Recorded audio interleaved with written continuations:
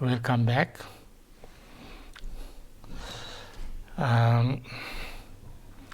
So we are now on stanza number 108 of 9th chapter. Now this is refutation of the objection that phenomena are inaccessible to reasoned analysis. You cannot do analysis, and through analysis you cannot find the truth, because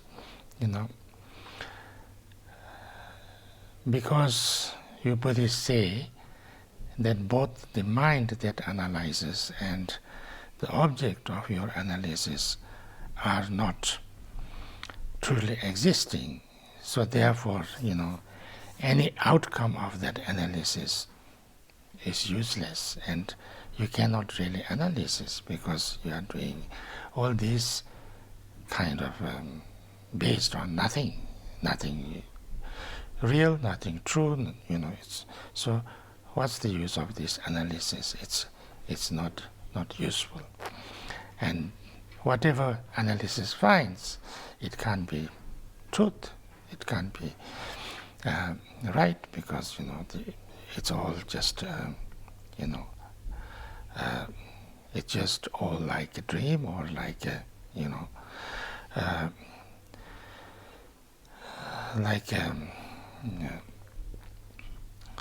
mirage. So then, to that, the kind of answer is the analyzing mind and what is analyzed are linked together, mutually dependent. Although there's there you can find that the mind that is analyzing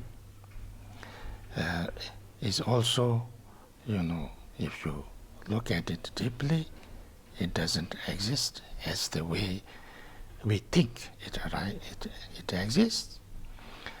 And the object that the mind analyzes also, if you look deeply, does not exist as we think.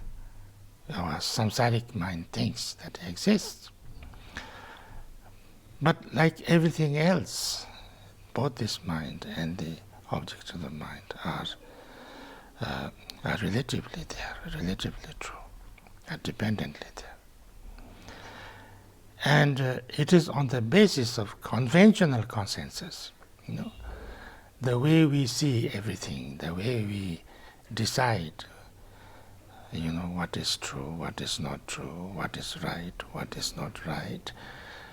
From that point of view, then we can find, through investigation, some understanding, based on our, you can say, samsaric, conventional, relative way. And all the investigation or reasoning are based on that. And even on the conventional truth or conventional basis, that they are, we find that there is contradictions. There's lots of contradictions.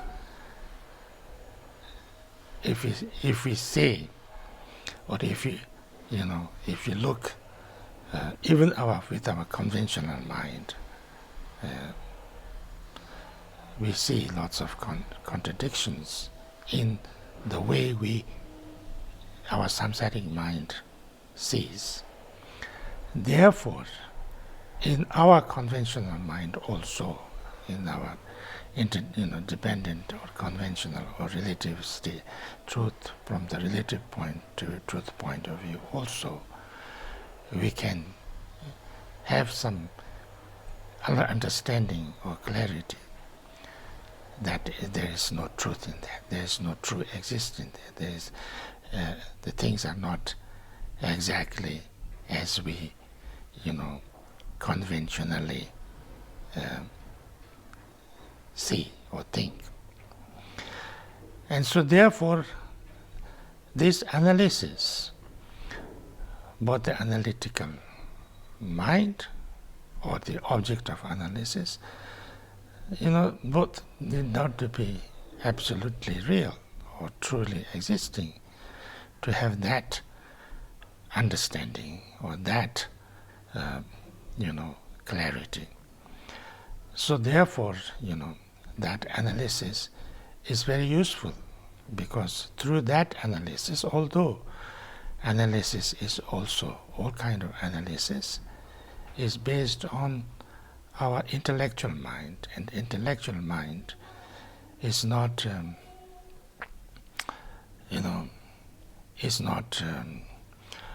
ultimately, true maybe, but through that we will find lots of information to know that because of all the contradictions and things like that, that the way we see and the way we understand and the way we react with so much, strong kind of grasping and so much strong, feeling of their true existence proves to be wrong. So therefore, that analysis is useful. It's useful to quite some extent. It's not necessarily with that you will fully or completely experience the ultimate truth. For that you have to, go maybe deeper than intellectual mind. But intellectual mind and analysis through that is very useful. That's 2008. And 108, 109,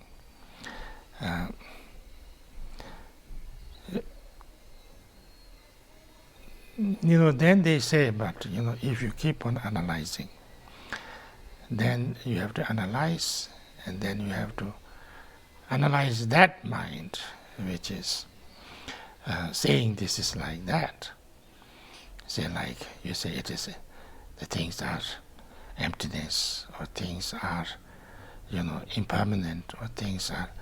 Then you say you have to analyze that consciousness, or that mind, or that agent of analyzing.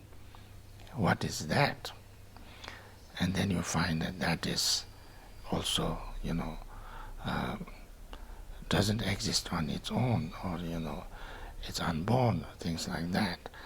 And then something has to analyze that also.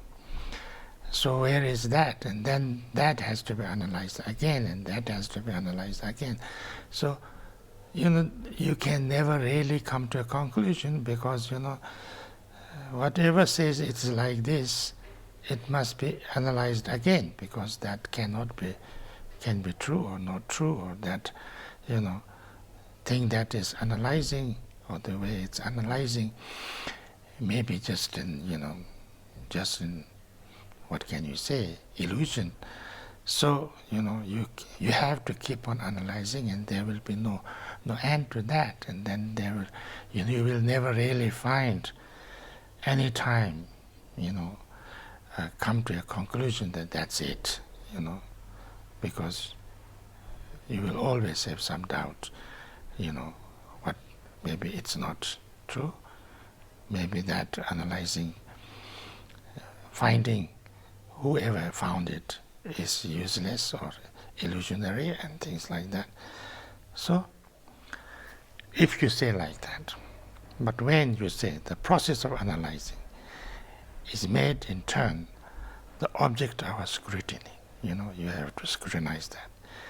This investigation likewise may be analyzed, and thus we find an infinite regress. You keep on. If you say that, then the answer to that is 110. If phenomena are truly analyzed, no basis for analysis remains, and when the object is removed, the subject too subsides. That indeed is said to be nirvana. So what he says is that, if you analyze the nature of phenomena, whether it's mind or object of the mind, or all the Dhamma, all the phenomena, then you find that the way things remain,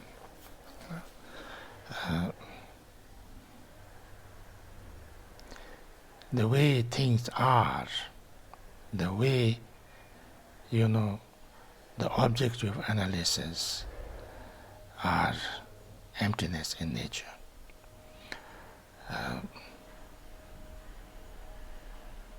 They are interdependent, they are relative, they are illusory, and therefore there is no true existence of them, but neither they are,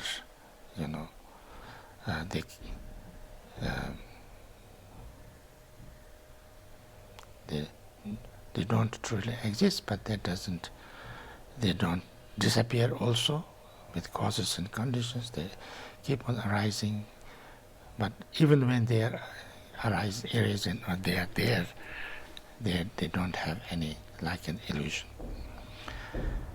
And through that, you also find that it's the same with the mind, which sees like that also. The mind itself, or the agent, or the consciousness through which you see, whether you see it as truly existing or whether you see it as all the phenomena not truly existing, that consciousness also like that. And when the object is removed, the subject too subsides. Subject too is like that. Subject too remains. You find through your experience or understanding or through analysis come to a conclusion this is like that. So if you do the analysis in a proper way, then you find that there is, that any kind of grasping, any kind of,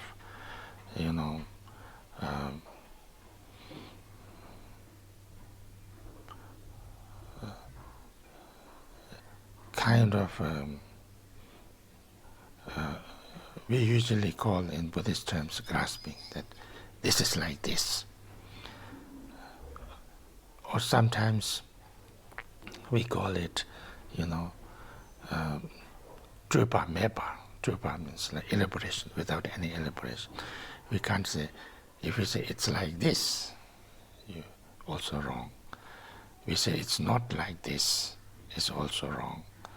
And we find that we can have this, some notion, some understanding, some conclusion that any way of grasping at anything,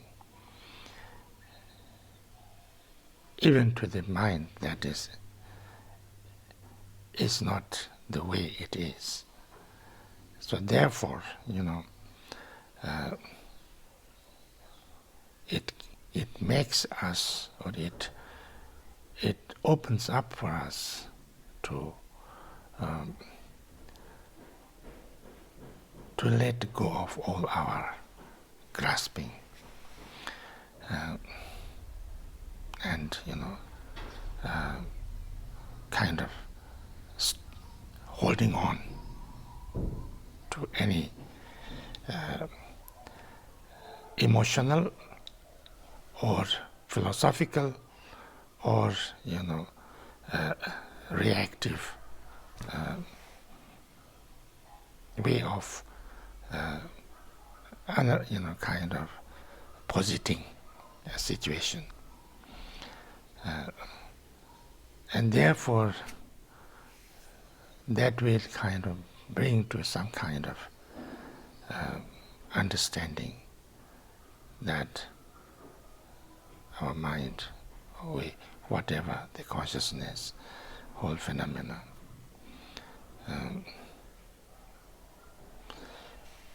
is emptiness. There's nothing to hold on to. There's nothing there existing. There's nothing, arising. Therefore, there's nothing dying or ceasing. But there's always that clarity or awareness, and there's nothing to be, nothing that needs to be,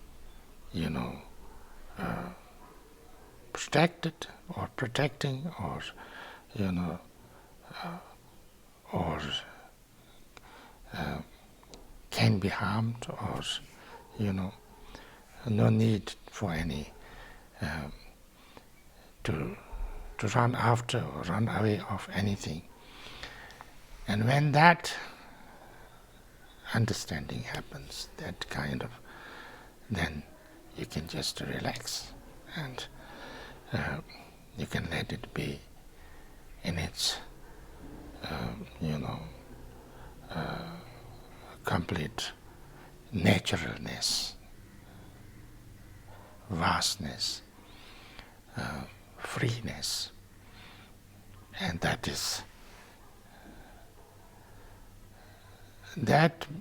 leads us to knowing how to just completely be without any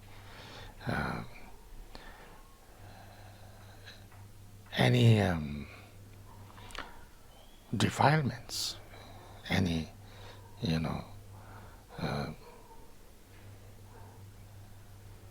any aversion, attachment, and all kind of grasping,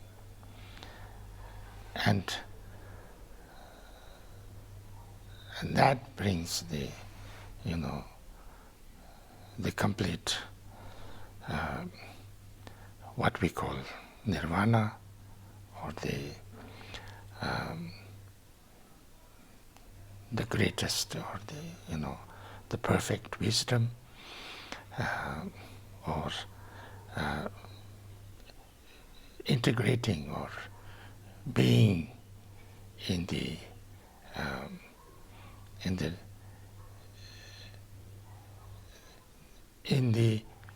the way things really are, the dharmata. So therefore, it is not necessary that now you have to analyze that, you have to analyze that. Of course, at a certain point, when your analyzing becomes very clear, then you know that analysis itself is a conventional, intellectual thing, which has its limitations, and you don't have to do it in the same way. So therefore, there is you don't have to, endlessly analyzing, because, you find that analysis has its limitations, and then you know that there's nothing to analyze So you can go beyond analysis and then be face to face with the true nature. So this is 110. So now I read out these 3 stanzas in Tibetan.